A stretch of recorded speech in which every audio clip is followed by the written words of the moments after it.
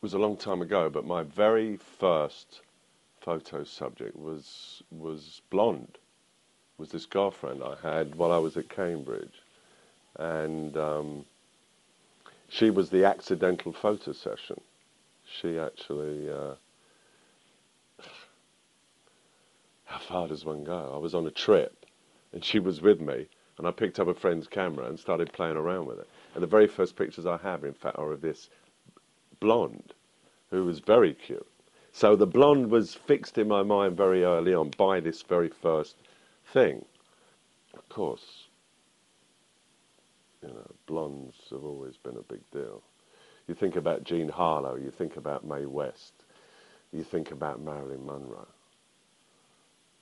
Debbie, in a sense, changed the landscape of rock and roll. You could be a successful lead singer and also be deliriously photogenic, as she was, and even to this day remains.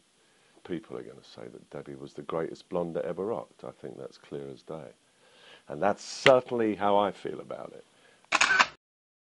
It was propitious meeting up and working with Debbie.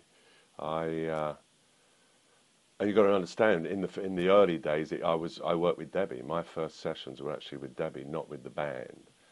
And of course, she was so photographed by everybody who could get their hands on her in those days. Well, the girls won't give me any more heat. It's very it's very, you know, Politburo. Stay with me. Sorry, stay with me. Be ready to go. When I'm ready to go, we'll be chop suey all the way. Just look around ever so slightly towards me. There, like that. Hold that. Hold that. Hold that. And the light's getting better. Like penal servitude. Hang on a minute. We're not. No, this is strictly like penalty phase. Lots of punishment going on here. Like that. Hold that there, like clutching. That's great. I like it. Yeah, cool. Hold that there. Yeah. You're so sweet. H, part of your job. I can see New Jersey. You're not going to be fun. Don't fuck with me. Yeah, sorry about that.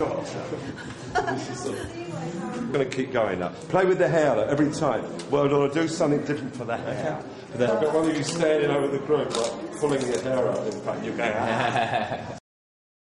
Well, I'm really from the first frame. I got her in front of the camera and did a couple of Polaroids, showed them to her and Chris, and already there was something going on. And I must say, though, that the Marilyn thing was much bigger than the punk thing, certainly in my mind, and it's made manifest in these pictures.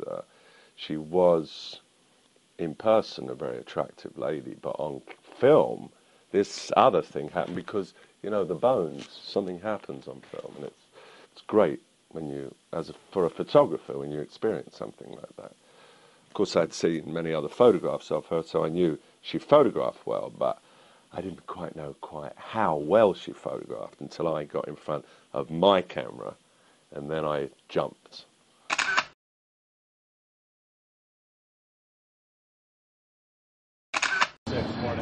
$2.50 at $4. Yeah, that's right. With the reflector. Okay, give her plenty of that. Joe, come out of the way. Don't away. That's right. There, look, like that. You see, you've got to get the angle right. That's right there. All right. No, we need somebody come and help. Help me. Help me.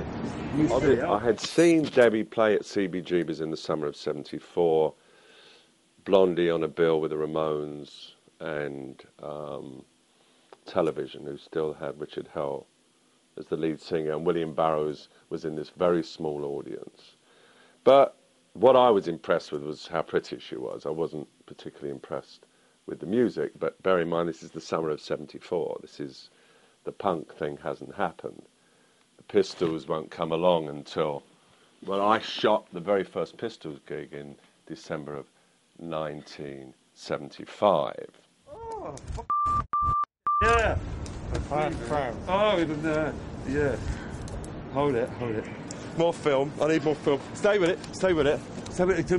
Get the angle just right, darling. Yeah, really blast it. Yeah. Oh, the hair.